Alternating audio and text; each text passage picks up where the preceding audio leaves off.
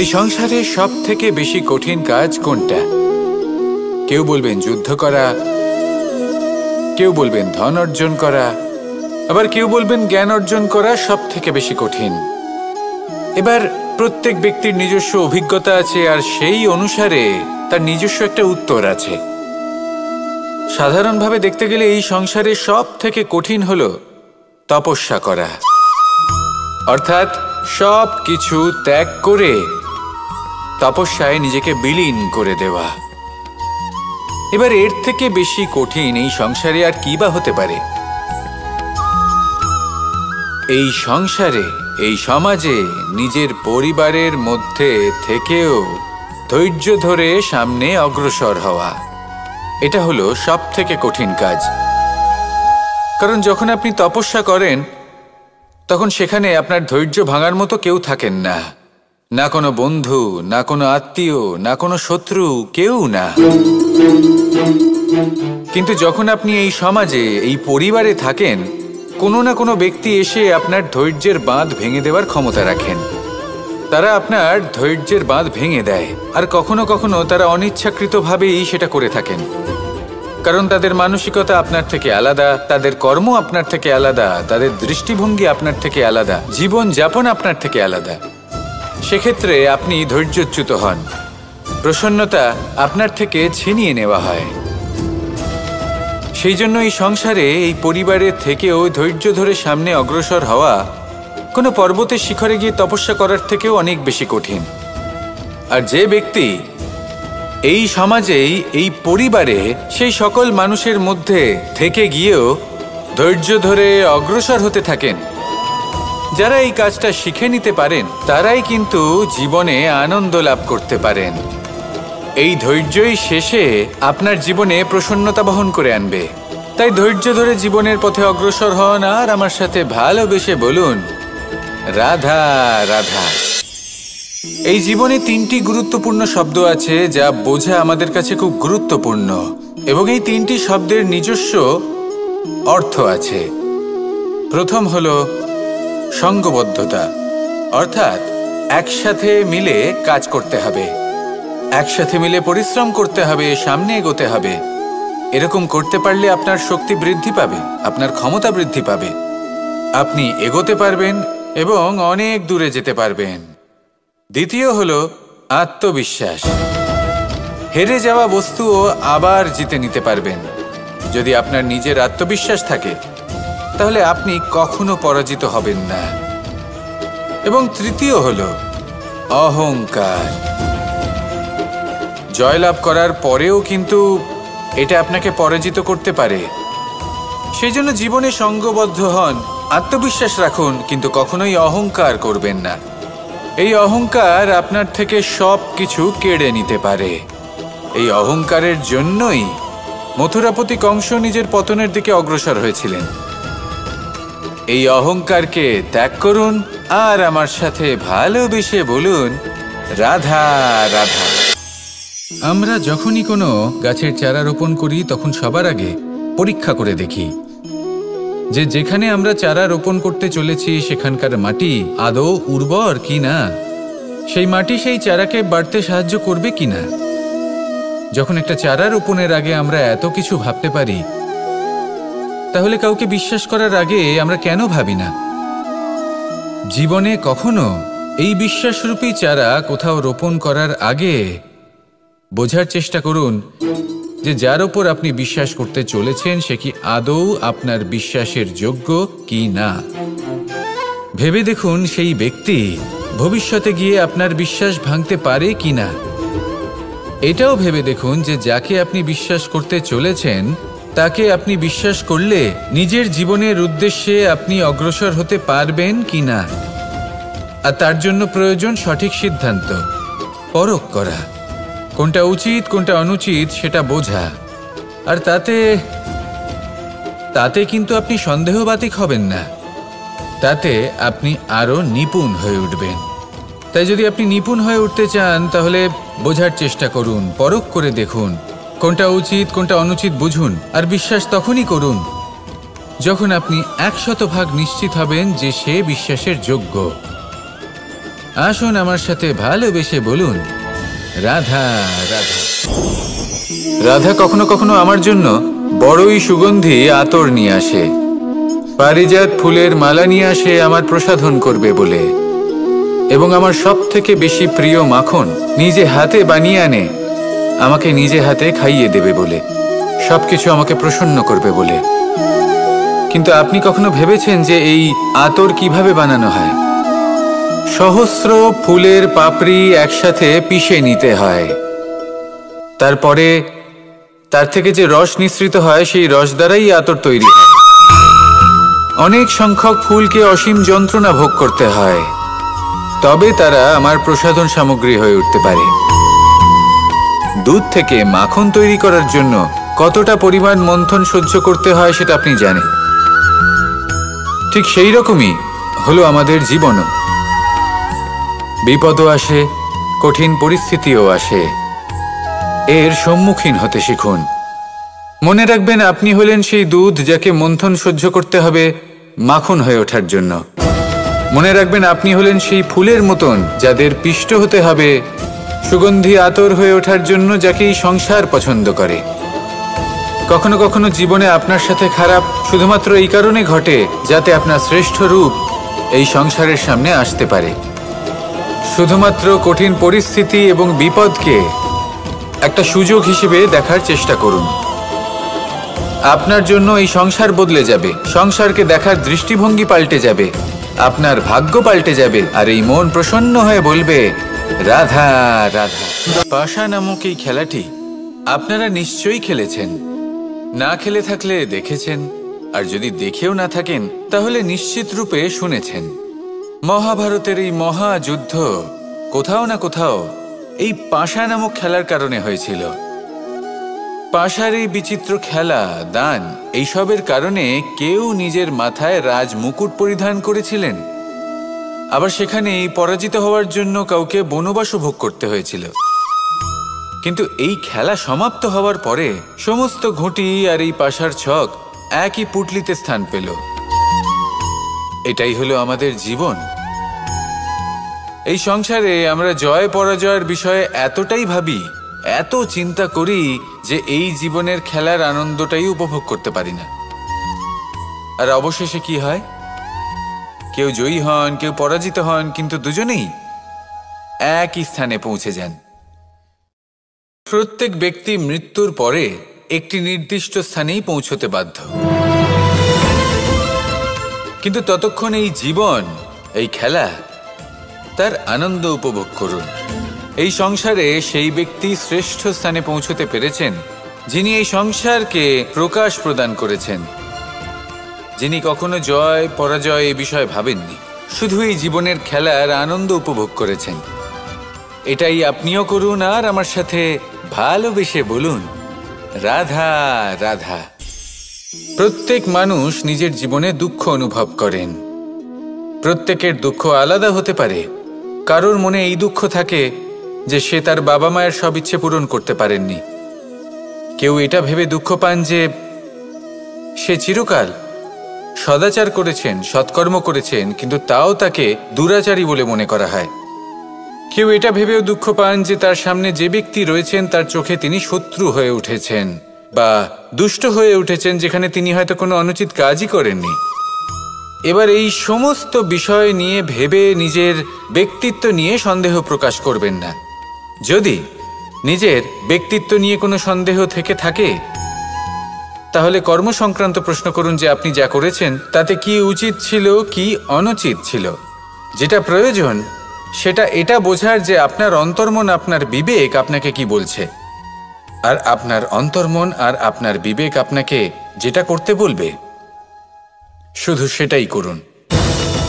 আর তারপরে এই সংসার কি বলবে, কি ভাববে সেসব নিয়ে ভাবতে যাবেন না, কারণ এই সংসার তো ঈশ্বরকেও প্রশ্ন করে থাকে, ঈশ্বরকেও দোষী মনে করে। কখনো কখনো যখন কোনো ঘটনা মানুষের ইচ্ছা অনুযায়ী ঘটে না, তখন মানুষ এটা বলে যে হে ঈশ্বর, আপনি আমার পাশে থাকলেন না, আপনি বড়ই কঠোর, এটা আপনার দোষ। যেখানে বেশিরভাগ সময় হয়তো সে নিজেই নিজের কর্মফল ভোগ করছে, আর কখনো কখনো ঈশ্বর হয়তো তার জন্য আরো ভালো কোনো পরিকল্পনা করে রেখেছেন, কিন্তু মানুষ সেটা বুঝতে পারে না।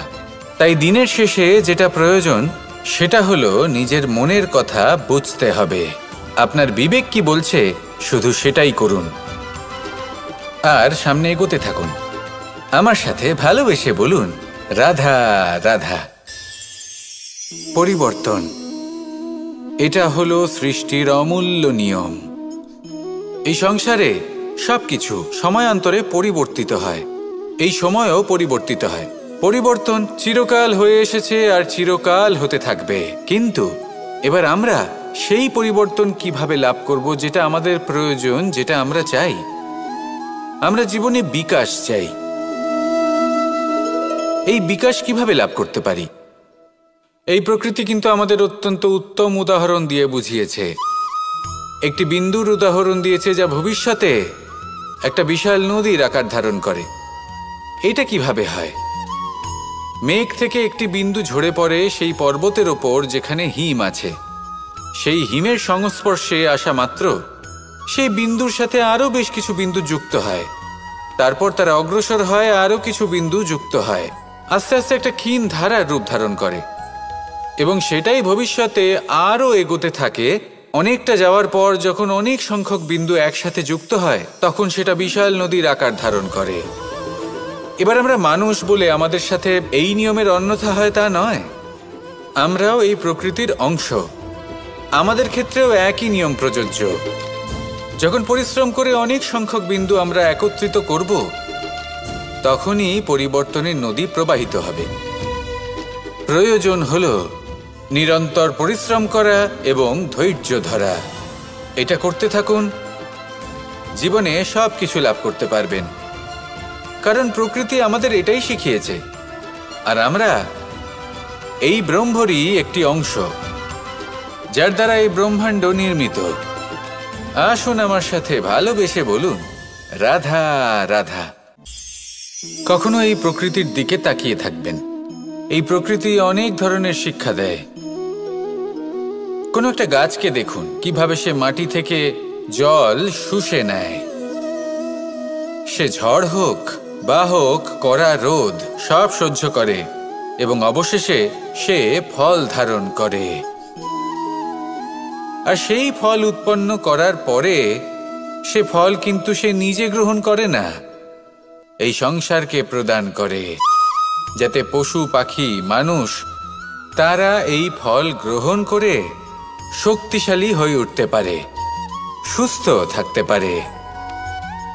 সেভাবেই নদী, সরোবর এরা নিজেরাও কিন্তু নিজেদের জল গ্রহণ করে না, মাটিকে প্রদান করে, পশু পাখিকে প্রদান করে।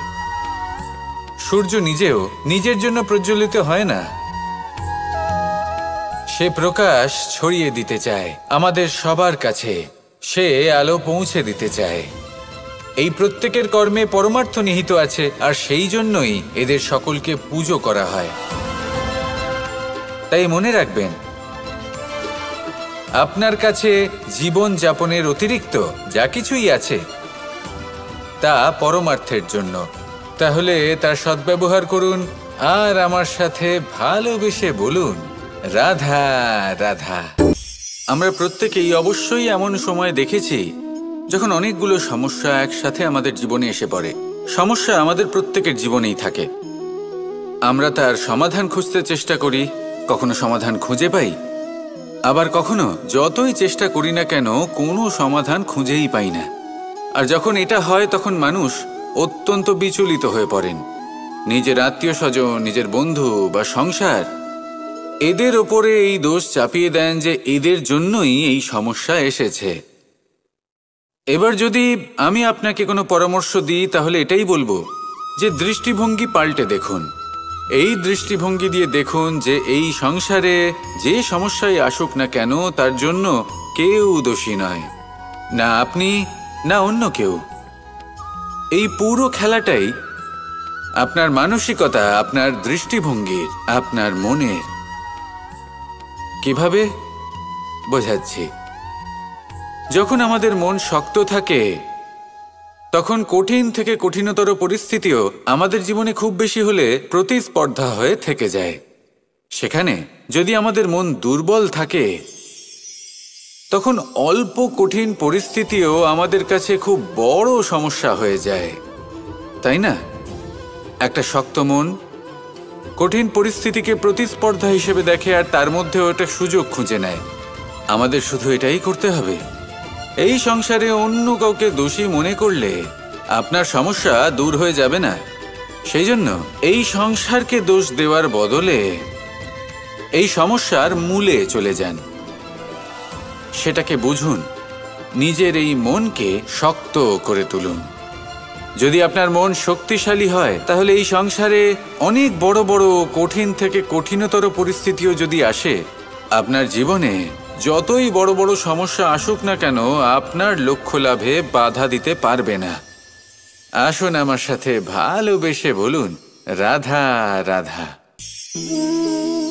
আমরা সবাই পাথর দেখেছি, পর্বতও দেখেছি, শুকনো পাতাও দেখেছি, শ্যামল বনানীও দেখেছি।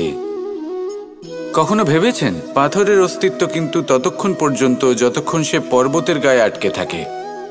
যখন সেই পর্বত থেকে সেই পাথর ভিন্ন হয়ে যায় ও নিজের অস্তিত্ব হারিয়ে ফেলে। আস্তে আস্তে কখনো পাথর কেটে বা কখনো পিষ্ট হয়ে সেই পাথর আস্তে আস্তে মাটিতে পরিণত হয় এবং পূর্ণরূপে নিজের অস্তিত্ব হারিয়ে ফেলে। এটাই পাতার সাথেও হয়। এই পাতা যতক্ষণ গাছের ডালের সাথে যুক্ত ততক্ষণ তার অস্তিত্ব থাকে। যখনই ডাল থেকে বিচ্ছিন্ন হয়, সেও নিজের অস্তিত্ব হারিয়ে ফেলে। আর এটাই আমাদের সাথেও হয়। যতক্ষণ আমরা নিজেদের আপনজনের সাথে যুক্ত থাকি, আমাদের অস্তিত্ব বজায় থাকে। যখন আপনজনদের সাথে সম্পর্ক ছিন্ন করি, তখন আমরাও আমাদের অস্তিত্ব হারিয়ে ফেলি। এবার এই সংসারের প্রত্যেক ব্যক্তি স্বতন্ত্র থাকতে চান, আর অনেক ব্যক্তি স্বতন্ত্র থাকবেন বলে আপনজনদের দূরে করে দেন আর তাদের সাথে এই সম্পর্ক ছিন্ন করেন।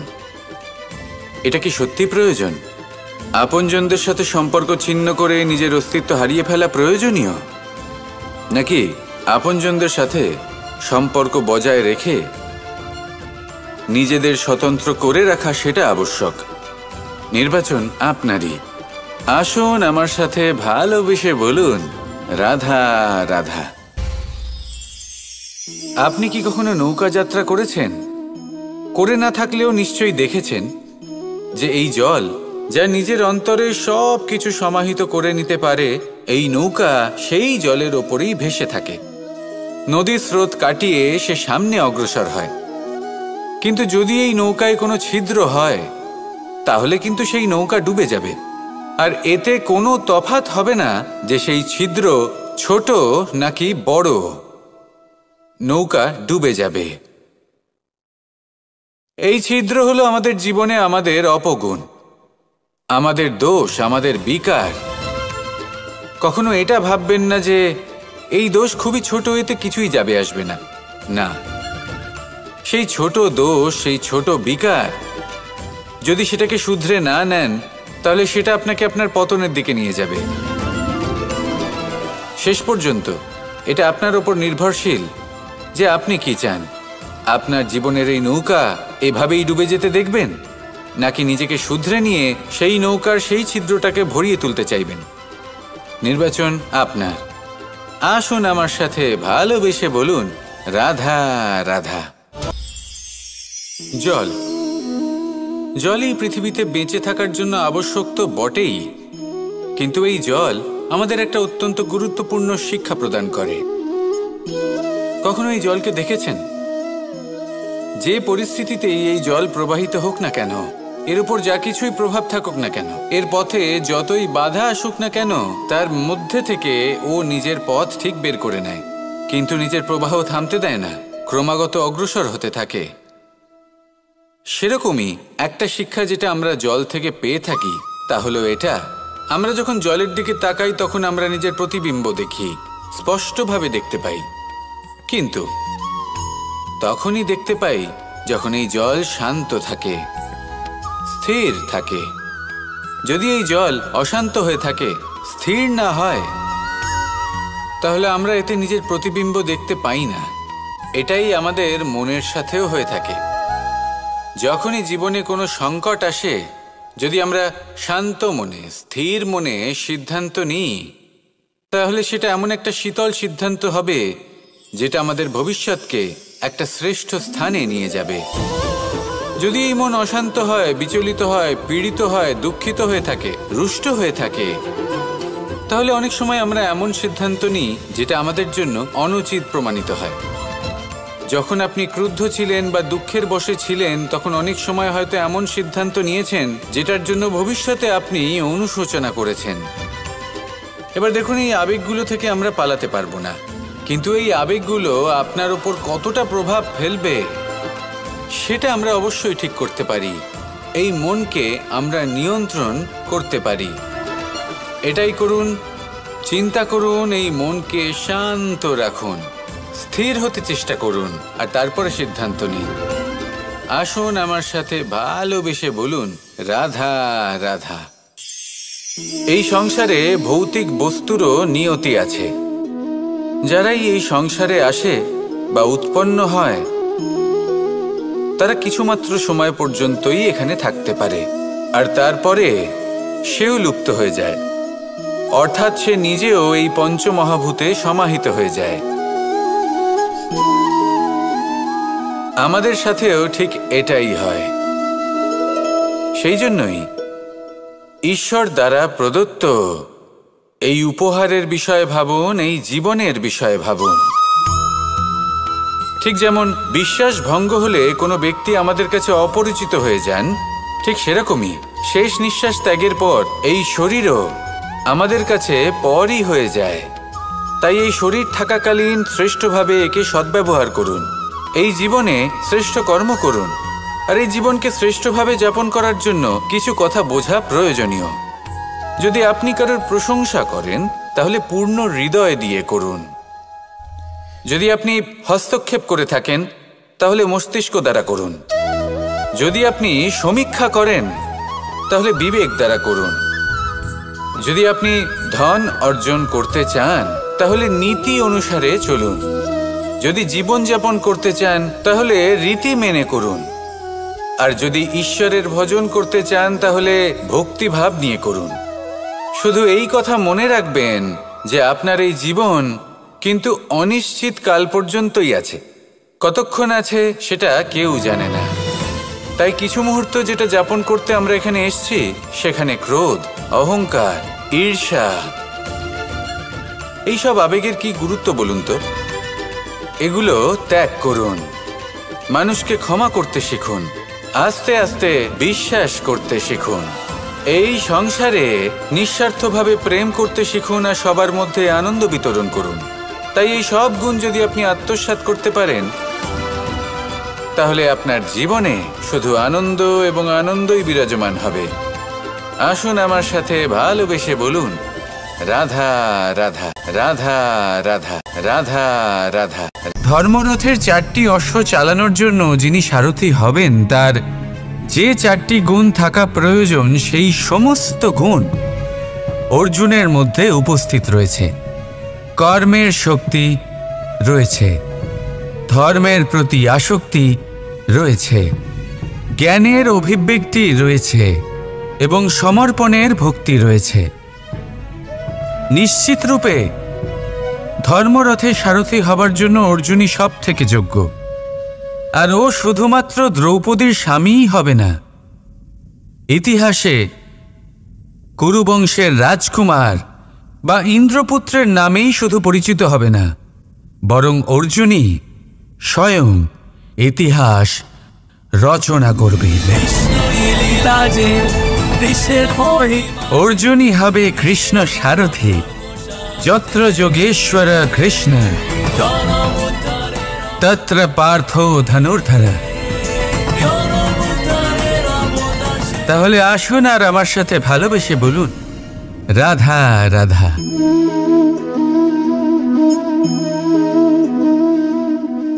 আপনার কি মনে হয় আমি কি করছি? আপনি বলবেন আমি প্রদীপ জ্বালাচ্ছি। সঠিক, কিন্তু প্রশ্ন হচ্ছে যে আমি কি আপনাকে বলেছি যে একে প্রদীপ বলা হয়? না। এই প্রদীপ কি নিজেই নিজের পরিচয় আপনাকে দিয়েছে? না। তাহলে আপনি কি করে জানলেন যে একে প্রদীপ বলা হয়? উত্তর হচ্ছে প্রকাশ। যে স্বয়ং জ্বলে অন্ধকারের মধ্যে সংসারকে পথ দেখায়, সেটাই প্রদীপ। যা নিরাশার মাঝে আশার আলো প্রদর্শন করে, সেটাই প্রদীপ। অপর দিকে আছে সাপ, যাকে না দেখেও তার ফনার আওয়াজ শুনেই লোকে ভয় পেয়ে যায়। তার মানে ব্যক্তির পরিচয় তার কর্মের দ্বারা পাওয়া যায়। তাই আপনার এটা বলার প্রয়োজন নেই যে আপনার পরিচয় কি। এটা আপনার কর্মই নিশ্চিত করবে যে লোকে আপনাকে প্রদীপ ভেবে ভালোবাসবে নাকি সাপ ভেবে ভীত হয়ে থাকবে। রাধা রাধা। সময় কত বিচিত্র হয়। সময় আমাদের পক্ষে থাকলে আমরা নিজেদের রাজা মনে করে নিই, আর সেই সময় যদি বিপক্ষে চলে যায় তাহলে নিঃস্ব হতে সময় লাগে না। তাই মানুষের একটা অভ্যেস আছে, খারাপ সময়ের জন্য কিছু সঞ্চয় করা। আত্মীয়, বন্ধু খারাপ সময় পাশ থেকে সরে যায়। যশ, মান প্রতিকূল সময় চিরস্থায়ী হয় না। তাই মানুষ মনে করে অর্থ সঞ্চয় করাই শ্রেয়। অর্থের কোনো হৃদয় নেই যা সময়ের সাথে পরিবর্তিত হবে। সংসার বলে সর্বদা অর্থ সঞ্চয় করতে থাকুন। খারাপ সময় অবশ্যই কাজে লাগবে, কিন্তু আমি বলবো শুভ কর্ম করতে থাকুন, আনন্দে থাকুন, নিজের ওপর আর ঈশ্বরের ওপরে বিশ্বাস রাখুন। খারাপ সময় কখনো আসবেই না। রাধা রাধা। প্রকৃতি মানুষকে এক বিশেষ শক্তি দিয়েছে, অন্য জীবের থেকে বেশি শক্তি দিয়েছে। স্মরণ শক্তি। এই শক্তি মানুষকে অন্য জীবের থেকে ভিন্ন করে, ইতিহাস রচনা করার প্রেরণা দেয়, জ্ঞানকে বংশানুক্রমে এগিয়েও নিয়ে যায়। আর যারা ভুলে যান, অধিকাংশ সময় তারা উপহাস আর দয়ার পাত্র হয়ে যান। কিন্তু এটাই কি প্রকৃত রূপে সত্য? না। এই স্মরণ শক্তি মানুষের বিকাশের সব থেকে বড় বাধা হয়ে দাঁড়ায়। তার মনকে দূষিত করে দেয়। খারাপ অভিজ্ঞতা, কারোর করা বিশ্বাসঘাতকতা, কারোর কটাক্ষ বেশিরভাগ মানুষই ভুলতে পারেন না, আর তারপর প্রতিশোধ নিতে উদ্যত হন। প্রথমে সময় নষ্ট করেন প্রতিশোধের প্রস্তুতিতে, আর তারপর সময় নষ্ট করেন প্রতিশোধ নেওয়ার সুযোগ খুঁজতে। যদি সন্তুষ্টি পেতে চান, যদি জীবনে আনন্দ পেতে চান, তাহলে স্মরণ শক্তির সদ্ব্যবহার করুন। নিজের স্মরণ শক্তিকে চালনা করুন শুধুমাত্র ভালো কথা আর ভালো স্মৃতির দিকে। জীবনে আনন্দ পাবে। রাধা রাধা।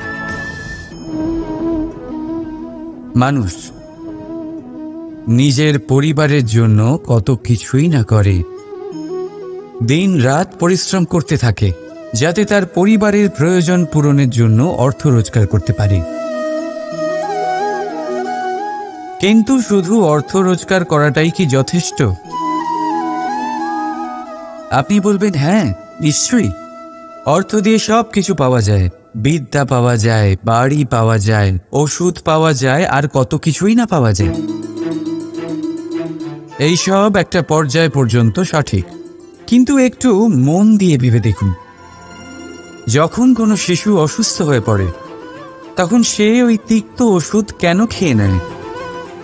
এই জন্য কারণ ওর পিতা সেই ওষুধ অর্থ দিয়ে কিনেছে?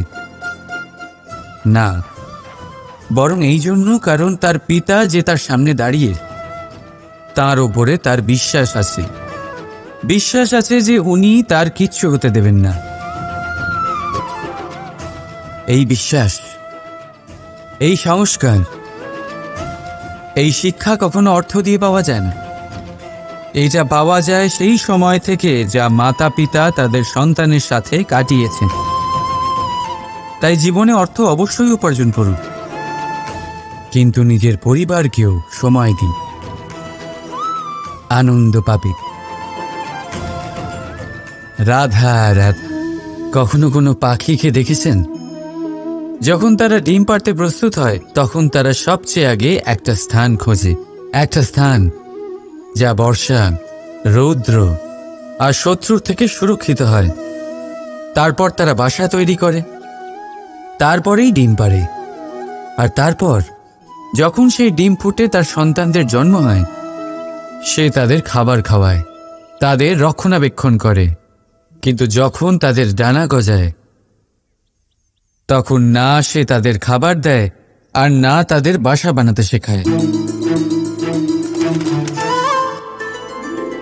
শুধুমাত্র তাদের উড়তে শেখায় সে। তারপর সেই বাচ্চারা আকাশে উড়তে শিখে নিজেরাই নিজেদের খাবার জোগাড় করতে শিখে যায়, নিজেরাই নিজেদের বাসা বানাতে শিখে যায়। আর আমরা মানুষেরা কি করি?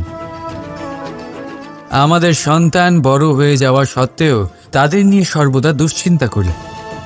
তার জন্য আমরা গৃহ নির্মাণের চেষ্টা করি। নিজের সন্তানকে আরও শক্তিশালী করে গড়ে তোলার বদলে তাকে আমরা দুর্বল করে দিই। জীবনে সেটাই করুন যা একটা পাখি করে। নিজের সন্তানকে আকাশে ওড়ার শিক্ষা দিন, সংস্কার দিন, আর একটা নির্দিষ্ট সময়ের পরে তাকে নিজের আকাশ নির্ধারণ করতে মুক্ত করে দিন। রাধা রাধা। সাগরে সেতু বাঁধার গল্প তো আপনারা নিশ্চয়ই শুনে থাকবেন। রামচন্দ্রের সেনাকে 100 যোজন সমুদ্র অতিক্রম করে লঙ্কায় আক্রমণ করতে হতো। সেতুকার নল আর নীল সেতু বাঁধার উপায় বের করল, কিন্তু প্রশ্ন ছিল সেতু বাঁধা কি করে হবে? সমুদ্র অত্যন্ত গভীর। কত পাথর দেওয়া হলে এই বিশাল সমুদ্র অতিক্রম করা সম্ভব হবে? তখন এক উপায় নির্ধারিত হল।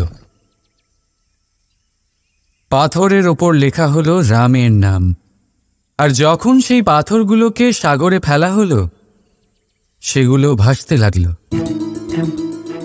এবারে কেউ বলবেন এটা রামচন্দ্রের নামের মহিমা, কেউ বলবেন এটা নারায়ণের কোনো জাদু। কিন্তু না, এটা রামচন্দ্রের সেই গুণ, ওনার ব্যক্তিত্বের সেই মহান দিক যা ওনার প্রতিনিধিত্ব করেছে। তাই সেই পাথরও সাগরে ভেসে ওঠে।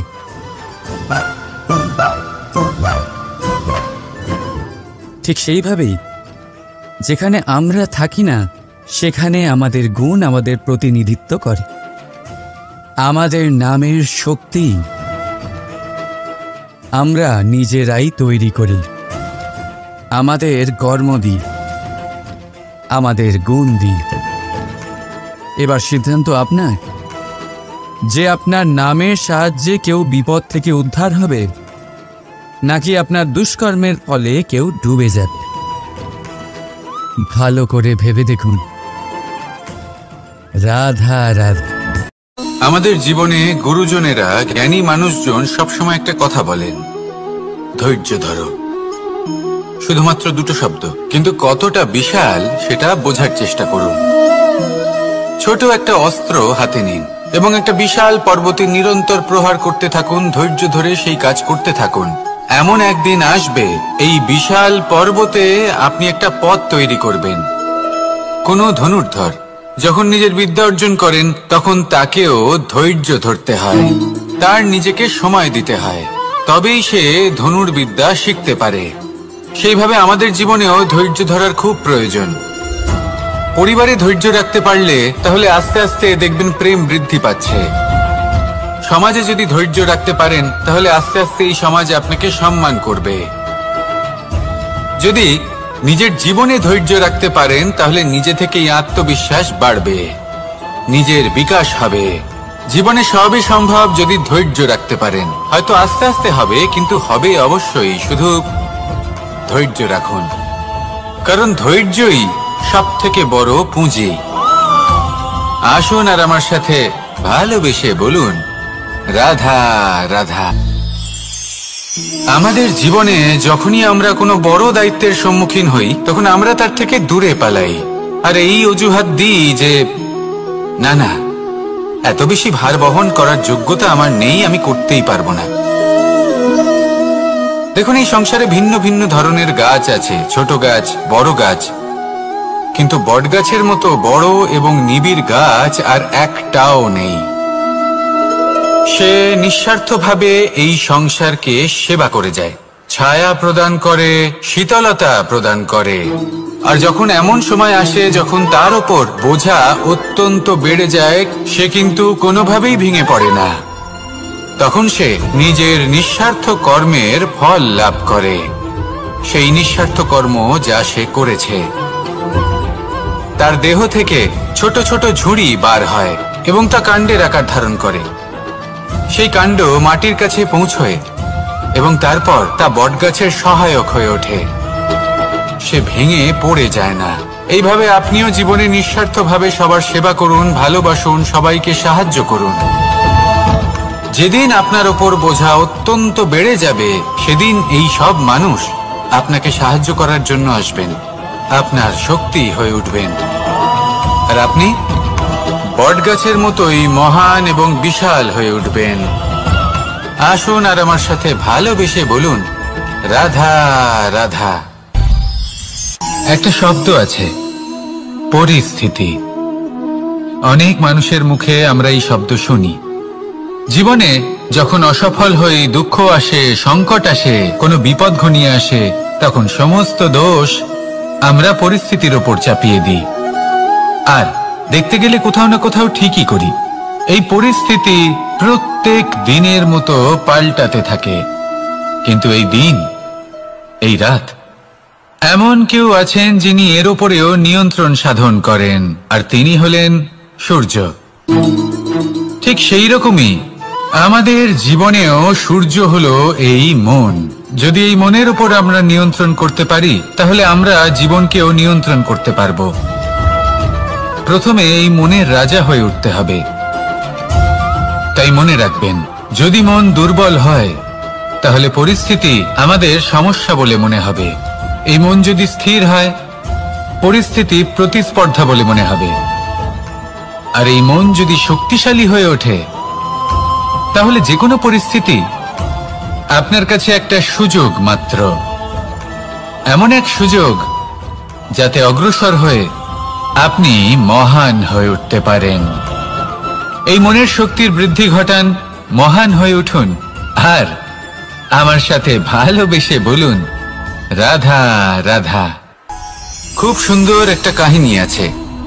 একবার এক ব্যক্তি নিজের অসফলতার জন্য ত্রস্ত হয়ে সময় দেবতার তপস্যা করতে বসলেন। উনি তপস্যা করলেন এবং সময় দেবতা প্রসন্ন হলেন, মানুষের রূপ ধারণ করে ওনার সামনে প্রকট হলেন। এবার সেই ব্যক্তি ওনাকে জিজ্ঞেস করলেন যে কি এমন আছে যার জন্য আপনি বারবার জয়ী হন আর আমি চিরকাল পরাজিত হয়ে থাকি? কেন এত পরিশ্রম করা সত্ত্বেও আমি সাফল্য লাভ করতে পারি না? তখন সময় দেবতা উত্তর দিলেন যে দিন হোক বা রাত, ঝড় হোক বা ভূমিকম্প, রোদ হোক বা বৃষ্টি হোক, সময়ের সূত্রপাত হোক বা প্রলয়, আমি থামি না, আমি চলতেই থাকি। আর সেই জন্য যিনি থেমে যান তিনি পরাজিত হন আর আমি জয়ী হই। এটাই আমাদের শিখতে হবে। জীবনে সবসময় চলতে থাকুন, কখনো থামবেন না। হ্যাঁ, কিছুক্ষণের জন্য বিরতি নিতে পারেন, বিশ্রাম করার জন্য, নিজেকে আরো সশক্ত করে তোলার জন্য, কিন্তু থেমে যাবেন না। নিরন্তর কর্ম করতে থাকুন, পরিশ্রম করতে থাকুন, তবেই এই সংসার আপনাকে মনে রাখবে। আসুন আমার সাথে ভালোবেসে বলুন, রাধা রাধা।